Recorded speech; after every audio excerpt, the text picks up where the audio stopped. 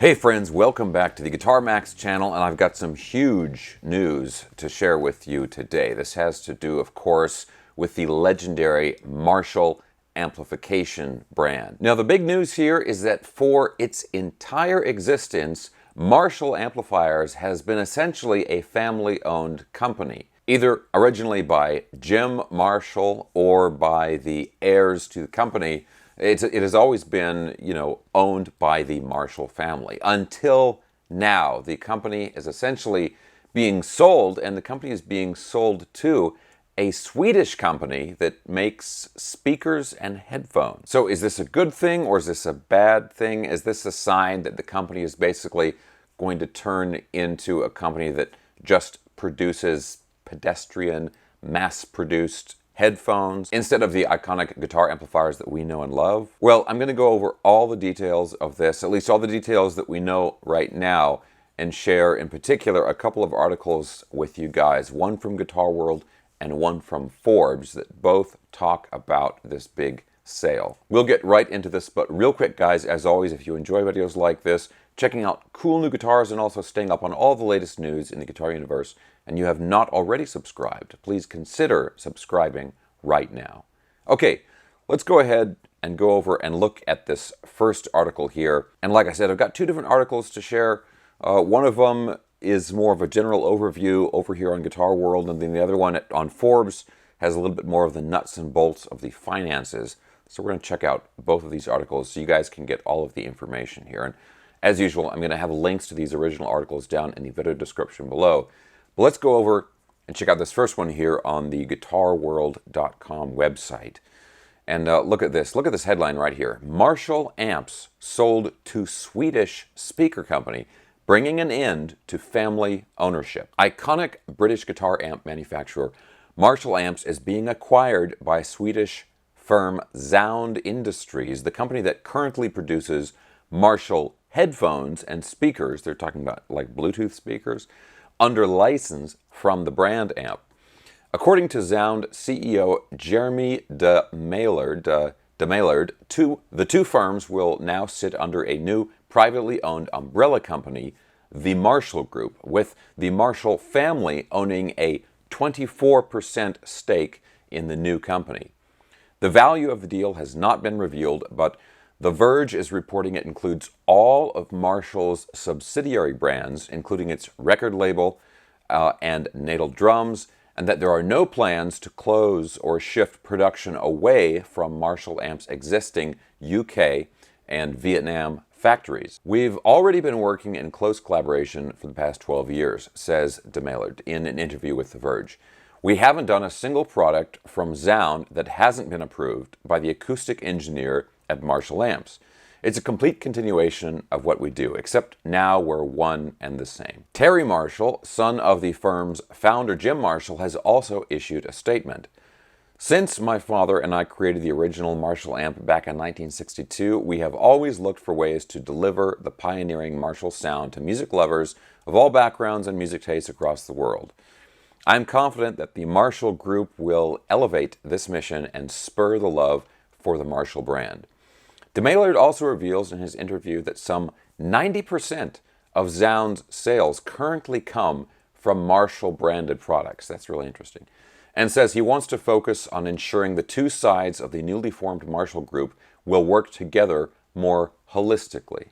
Exactly what that means for the guitarists remain to be seen, but the storied amp maker has made very few new product announcements in recent years, with a notable exception for its vintage reissue pedals, which were leaked and subjected to a somewhat confusing debut. The merger may also have advantages in enabling the often heritage-focused Marshall to compete with more tech-savvy home practice brands such as Positive Grid, for example, producing more equipment that caters to both guitar, amp, and home audio purposes. Fingers crossed, then, that this proves to be good news for the iconic brand. Marshall Amps celebrated its 60th anniversary in 2022, at which point Guitarist magazine documented 20 milestone moments, blah, blah, blah. Okay, so they're finishing that up there. So this just has a general overview here. Now, there's one thing in here that really jumps out to me, and that is that this speaker company 90% of their sales come from the Marshall branded products. So clearly they're doing very good business with this sort of, Marshall brand collaboration. But these are not guitar amps that they're selling. They're not even necessarily products for guitarists. They're just headphones and like Bluetooth speakers that anybody can use. And honestly, when you think about this, you can understand the market they're going for, right?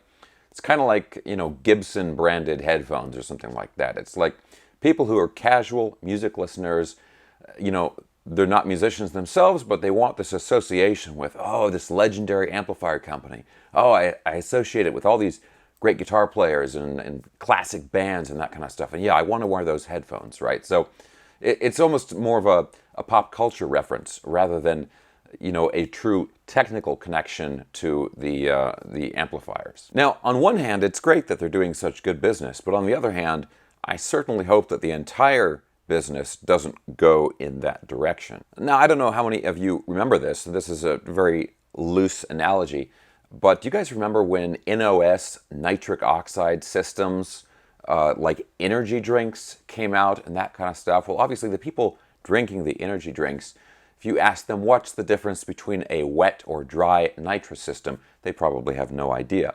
But still, people bought the energy drinks because, hey, it reminds me of the Fast and Furious and that kind of stuff, and they wanted that connection. Now, I'm not calling them posers or something like that, but if somebody else said that, I would understand why they're saying it. Okay, now let's go over and look at the other article here. This is on Forbes, okay? And this is a long article. I'm not going to read you the entire thing, but there's a few things in here that talk a little bit more about the finances and that kind of thing, and it's pretty interesting stuff. So let's go over and look at this other one here. This headline here, Zound Industries acquires Marshall Amplification to create new group with $360 million in revenues. They're not saying it's worth $360 million, but the revenues, okay, which is pretty significant. So it starts off here. More than 60 years ago, Jim Marshall began building the guitar amplifiers that bore his name and became a familiar sight on some of the most prestigious stages in the world. Founded with his son Terry, Marshall created the audio backdrop for some of the biggest names in rock and roll. The company's amplifiers were the muscle behind the electric guitars of Jimi Hendrix, Eric Clapton, The Who, and Oasis. It's no exaggeration to say that the classic Marshall logo script is probably one of the world's most exciting music brands. And there you have it right there in the beginning there. It's the brand recognition, right, which makes this so popular and profitable. The article goes on here. In 2010, Marshall Amplification signed a long-term licensing deal with Swedish tech company Zound Industries. So this is back when they started working together. The arrangement took the Marshall brand to an entirely new market with a range of headphones and speakers built on the musical heritage of the original Marshall brand through innovative product development and retaining that classic Marshall amplifier look and sound. Marshall headphones became one of the most exciting consumer electronics brands. Then it goes on here, and this is, I think, a pretty key thing in the article. The deal has been driven by the phenomenal growth of Zound Industries and its success in bringing the Marshall brand to a new global consumer audience. The innovative range of wireless headphones and Bluetooth speakers is now sold in more than 90 countries and projects an attitude consumers love. The growing synergy between the two companies led to the fusion of the amplifier and consumer audio business under the umbrella of one of Sweden's most profitable tech companies. Okay, so this just has, corporate lingo. It's just drenched in that stuff, right? And for that reason, I'm not going to read the entire article. But the thing on here that really jumps out to me, and you combine this with the information we got in that other article, this has been a huge business for this company, for Zound Industries. And here's the thing, kind of reading between the lines here, and I admit there's a bit of speculation here.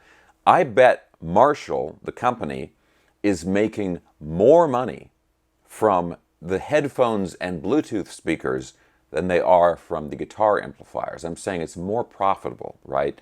So on one hand, it's not a big surprise that they're doing this deal. Because this side of the business, this new side of the business, starting back in 2010, they have probably made just a ton of money from this, and they want to push the business further in that direction, make more money, more profits, bigger business. Great, right?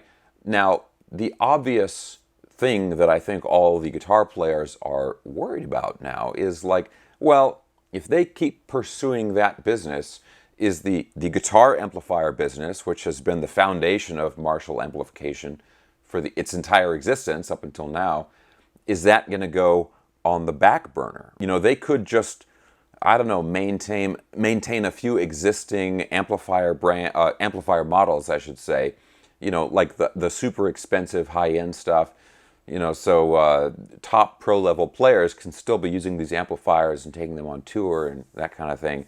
And that just kind of is enough to maintain the image of Marshall amplification. In the meantime, to all the normies, they're going to sell these headphones and Bluetooth speakers. I certainly hope that is not how it ends up. Okay, guys, but honestly, at this point, it's just going to be a bit of wait and see how this plays out, and see what happens, and see if any changes happen next year or the year after that with the company. Maybe if they start scaling back their product lines or things like that. But guys, as always, I want to hear what you think about this. Obviously, this is big news. There's a lot of people talking about it. And if you want to read these articles for yourself, of course, I'm going to have links to the original articles down in the video description below. Like I mentioned, the Forbes article in particular is really pretty long. If you want to read the entire thing, feel free to check out those links. Okay, guys, that is it for this video. I'm looking forward to continuing this conversation down in the comment section below. And again, check out the links in the video description, as well as my social media and my instructional videos and all that stuff. Thanks a ton for watching. I hope you enjoyed it. If you did, give me a thumbs up, subscribe if you haven't already, and I'll talk to you soon.